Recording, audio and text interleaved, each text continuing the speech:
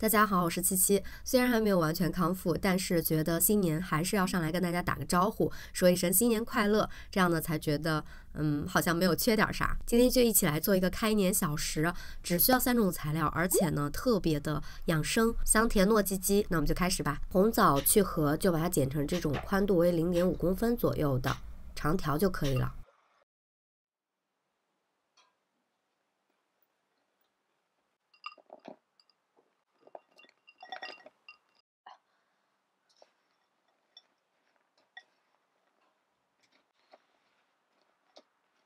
牛奶可以一边搅一边加，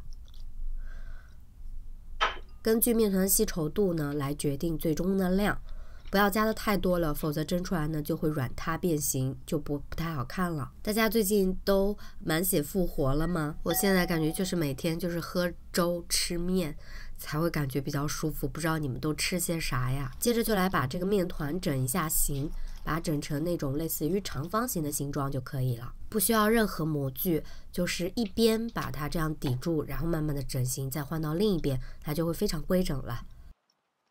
打个麻将。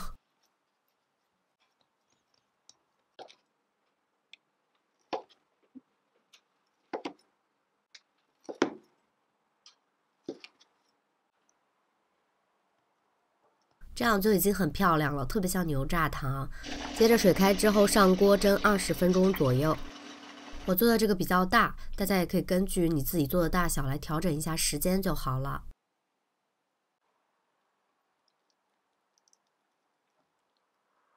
感觉冬天，尤其是快过年的时候，就喜欢吃这种软糯拉丝的小点心，就感觉特别舒服。